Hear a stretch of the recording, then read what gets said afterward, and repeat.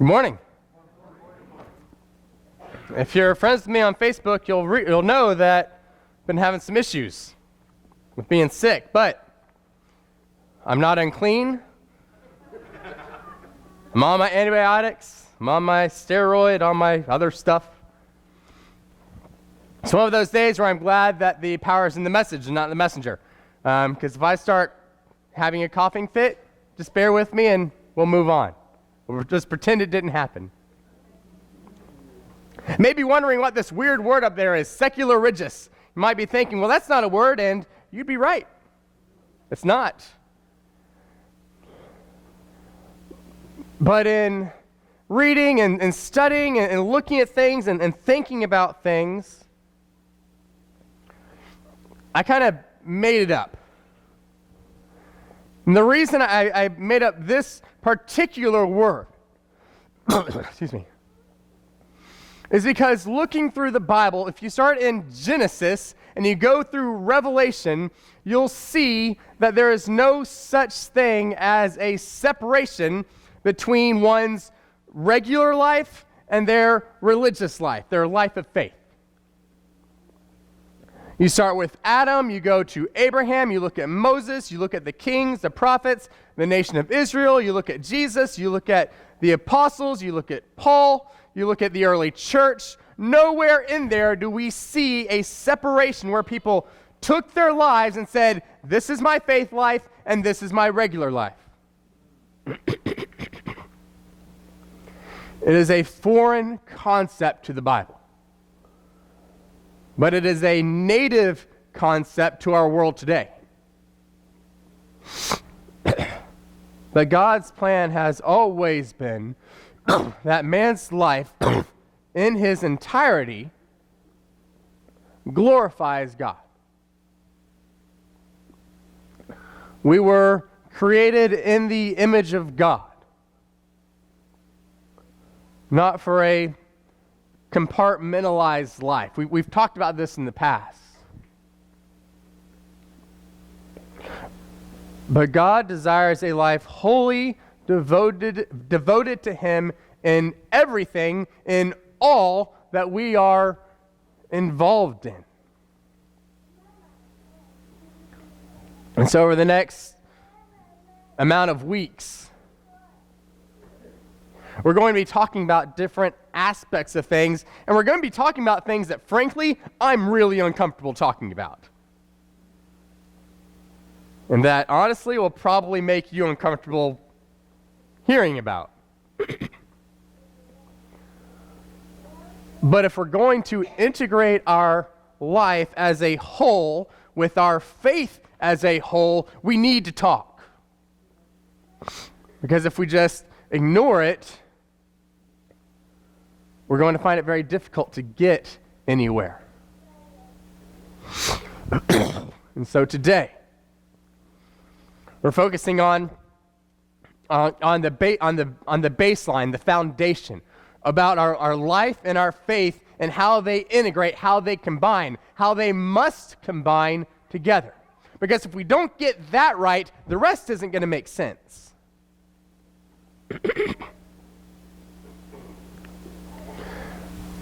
And we start in the Old Testament in Deuteronomy. In Deuteronomy chapter 6, we read what Jesus calls the greatest command. Because when he's asked, well, what is the greatest command? He says, well, first is love the Lord your God with all your heart, mind, soul, and strength. And the second is like it, love your neighbor as yourself. That comes from Deuteronomy chapter 6. And right after that, we see what God tells Israel to do to help them in this. In verse 6 through 9. And these words which I command you today shall be in your heart. You shall teach them diligently to your children, and shall talk of them when you sit in your house, when you walk by the way, when you lie down, and when you rise up. You shall bind them as a sign on your hand, and they shall be as frontlets between your eyes. You shall write them on the doorposts of your house and on your gates.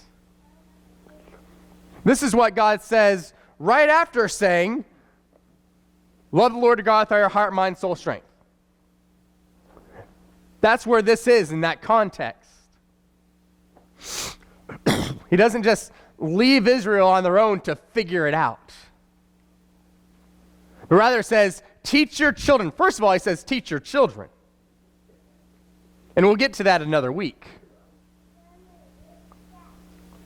But he also says, speak of them. He says, speak of what? Speak of the Lord's words. And when I first read it, for the longest time, I thought it would, I took it to mean, just in the context of teaching your children. But reading it again, chances are your kids aren't always going to be with you when you're out on the road. They might not be with you when you're lying down to go to sleep. But rather in waking and relaxing and traveling and resting and everything, we should be speaking the Lord's words or speaking of the Lord's words, making it so it's part of everything that we are. And he says, make them prominent in your life. God says, make my words prominent in your life. It says right on your doorpost, put it on your hands, put it on your head, put it so no matter where you are, you're seeing my words, you're seeing my will, you're seeing my ideas. And while we can look at it and say, oh, well, that's Deuteronomy, that's Old Testament, that's Old Covenant, we're not bound by that. That's a true statement. We see it in the Gospels, we see it in Hebrews, we see it throughout the New Testament, how Christians today are not bound by the old law. That's a fact. God makes it very clear the old law is not binding on Christians, on those who follow Christ.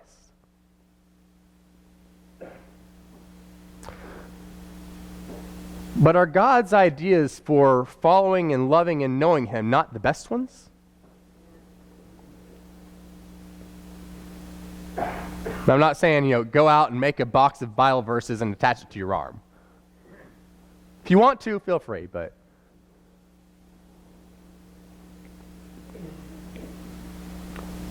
we would be very well served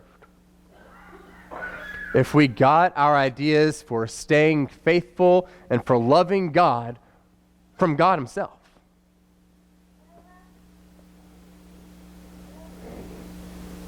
You know by now that I like to read.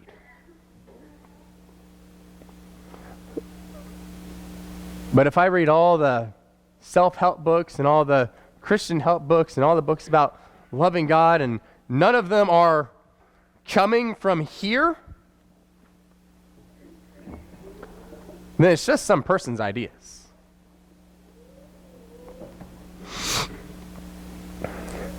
If we want to love God better, if we want to know God more closely, if we want to follow, if we want to know who God is, and we want to know how to do that, there is not a better source than this book right here.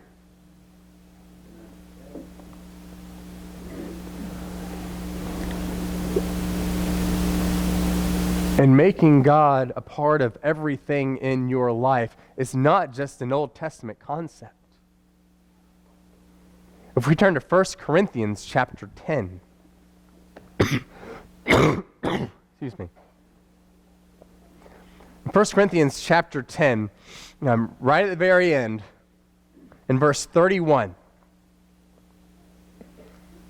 We read, therefore, whether you eat or drink or whatever you do all to the glory of God.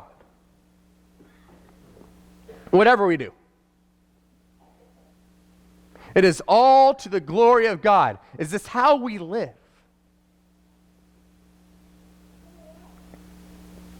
Do we make our choices asking ourselves, is this something that will glorify God? Or is this something that can glorify God? This goes beyond saying a little prayer before dinner. I'm still a fan of that.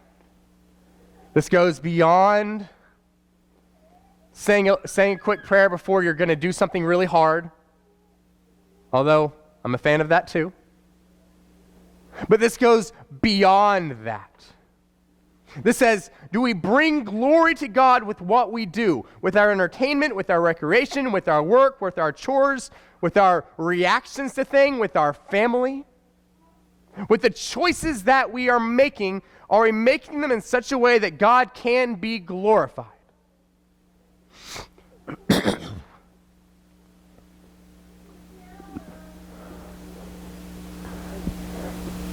And I believe we need to ask ourselves, regardless of what we're doing, will this or can this glorify God? And if it can't, if it can, how can I do it? And if it can't, is that something I need to be doing?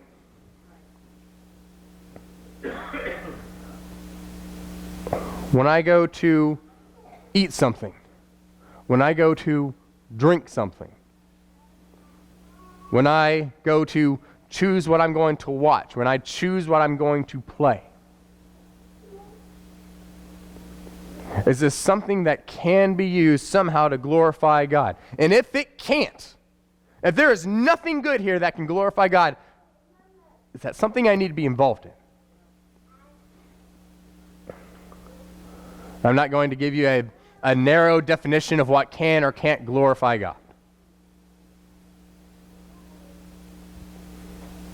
We see things like heroism and courage and integrity. We see all sorts of ways that things can glorify God or glorify the goodness that God can provide. So I'm not going to tell you A is right, B is wrong, C is in between. But if we're not asking ourselves that question, then we're ignoring the obvious thing.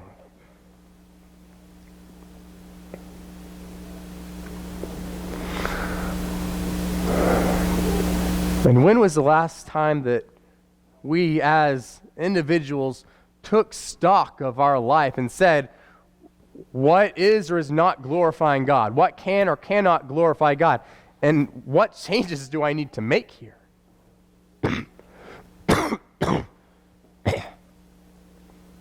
Like I said, I can't give you a narrow definition for your life. A couple weeks ago, I talked about going to the game shop to play my little miniatures game with atheists. That can glorify God. That's why I can't give you your narrow definition. But you need to give yourself an honest definition. Because it is far past time that we take Christianity back from what the world wants to turn it into. Amen.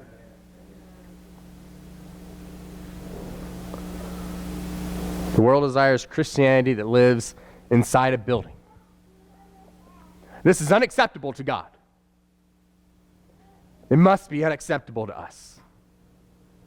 Because Christianity that only lives inside a building is not Christianity. A Christianity that says, this is my faith life, this is my work life, this is my family life, this is my recreation life, that's not Christianity.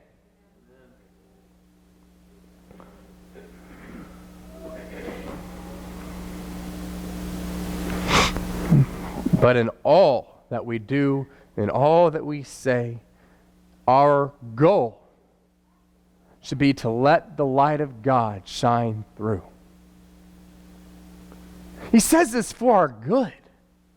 He wants the best for us. He wants us to know His love, to know what it looks like, to know what it feels like, to be in love with Him, and to know the depths and the joys and the peace and the comforts of His love. And he wants that for us because he wants the best for us. And so he says, put me in everything. Make me your everything.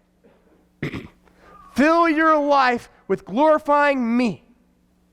Obviously not me, but me. Because that's how we grow closer. That's how we know more. That's how we know better. And our life in its entirety is that of a follower of Christ. Not part of it, not some of it, not most of it, but all of it. So much that it comes out, it spills out, it overflows, it cannot be stopped, it cannot be controlled. That it oozes out because we can't keep it in.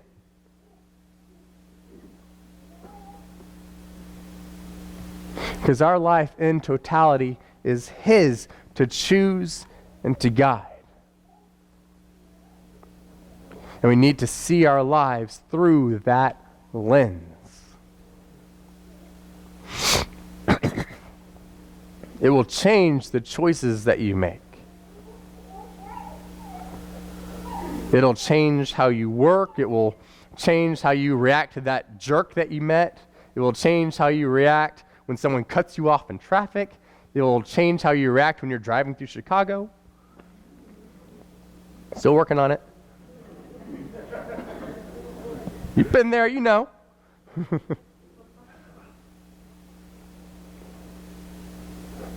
And if you allow it, it will change what you watch. And it will change what you play. All the teenagers go, oh.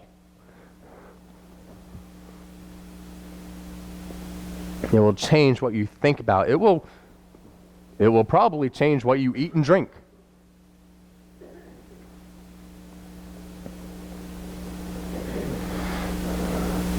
But God doesn't do these things arbitrarily. He doesn't say these things without reason.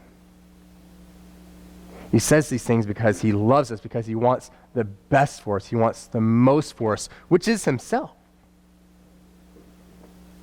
And when we know that, when we realize that, when we truly accept and pull it in, that's when we'll see the change. And that's when we'll know more, we'll feel more, we'll understand more than we ever have before. So I want to encourage you this week to integrate your faith into everything that you do in life. To ask yourself, does this glorify God? If it doesn't, can it glorify God? And if it can't, do I need to be involved in it? Because there's a place for recreation. There's a place for relaxing. There's a place for all things that we enjoy.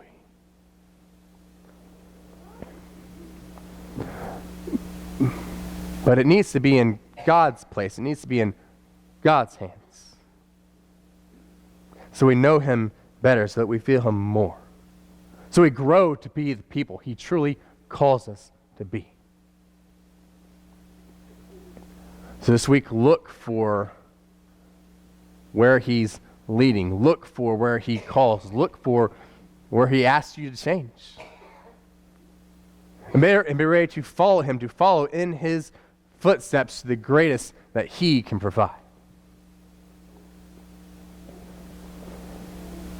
If we can help you, if you need encouragement, if you need prayers in this, if you need to get on that track, then do it.